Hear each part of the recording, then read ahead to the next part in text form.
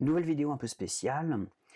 Lorsque l'on va commencer à avoir des problèmes, des erreurs, qu'on va mal coder certaines parties, malheureusement PHP ne va pas forcément toujours nous informer du problème. Il ne va pas nous dire exactement s'il y a une véritable problématique.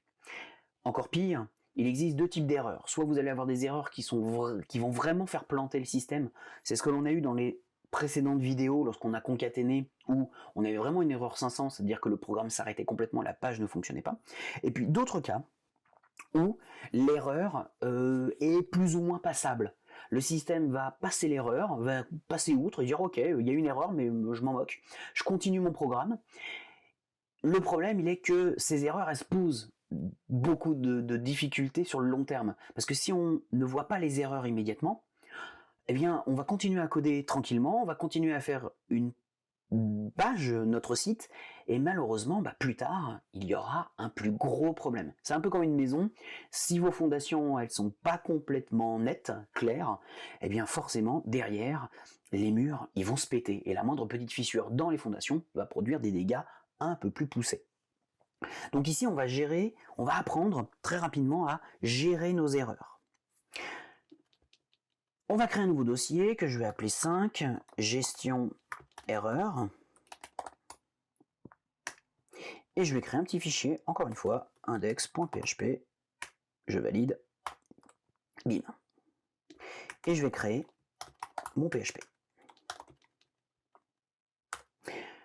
Ici, je vais réaliser justement des choses qui pourraient potentiellement poser problème. Alors je vais faire un truc assez simple dans un premier temps, je vais faire, et qui fonctionne, imaginons qu'on ait un panier qui soit à 300 €. Et je désire tout simplement afficher le prix unitaire. Donc pour afficher le prix unitaire, je vais prendre le prix total du panier, et j'ai besoin de la quantité. Et en quantité, actuellement, on en a 3.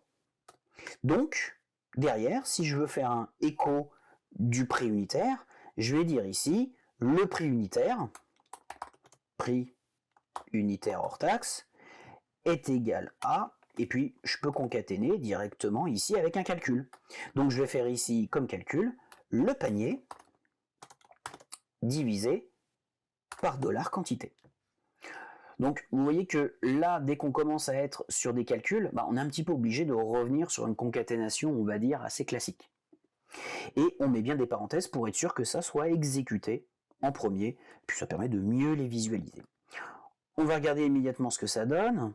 J'actualise ici, j'ai bien mon nouveau dossier, gestion des erreurs, je clique dedans et je n'ai absolument aucun problème, ça m'affiche 100.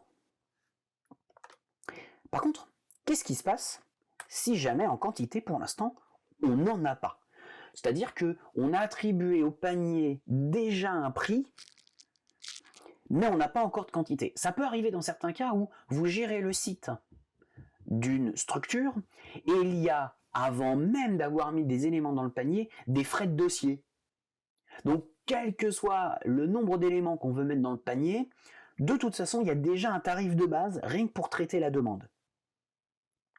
Eh bien ici, ça pose un petit problème, parce que la division par 0 en maths, elle n'est pas possible. Et là, le système va me dire inf. Alors, évidemment, nous on comprend ici parce qu'on n'a que 3 lignes de code, donc on sait où est le problème. Mais si la quantité ici venait d'autre part, venait d'un autre élément, d'une base de données par exemple, on ne maîtrise pas forcément ces éléments-là. Et puis ensuite, peut-être que ces commandes PHP vont se noyer parmi une quantité de lignes, 200, 300, 1000 lignes. Et il va être très difficile de la gérer. Là, il faudrait qu'il puisse me dire quel est mon problème. Pourquoi est-ce que je n'affiche pas un prix unitaire hors taxe? Il faut que ça m'affiche où est le problème. Et là, il ne me le dit pas. Le système, PHP ici, il bloque, tout bêtement. Il bloque tout simplement, il bloque. Le système ne bloque pas, en fait. Il voit une erreur, mais continue.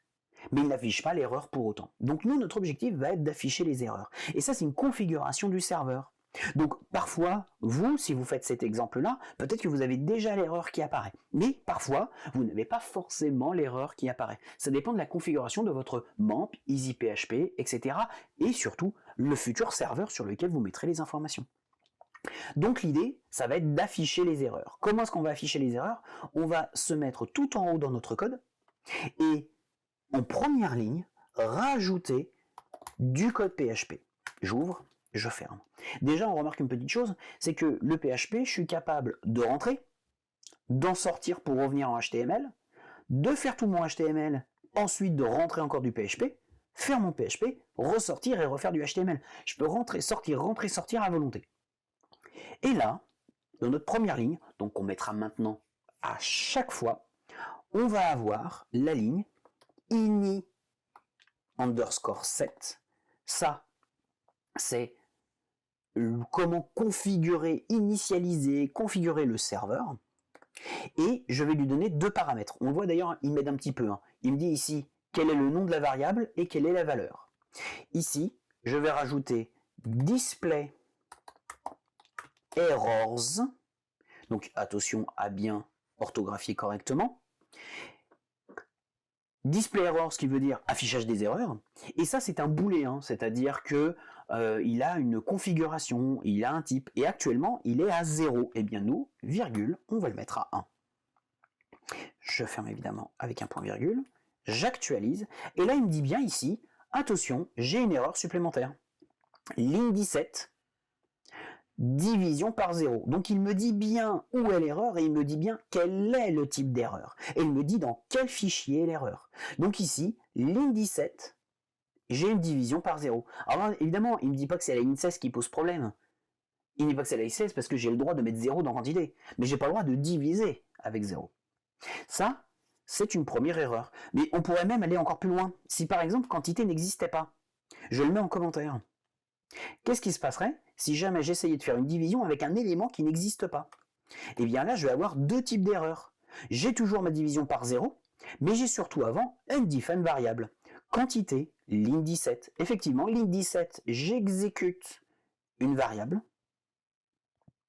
qui n'existe pas, qui n'a pas été déclarée avant.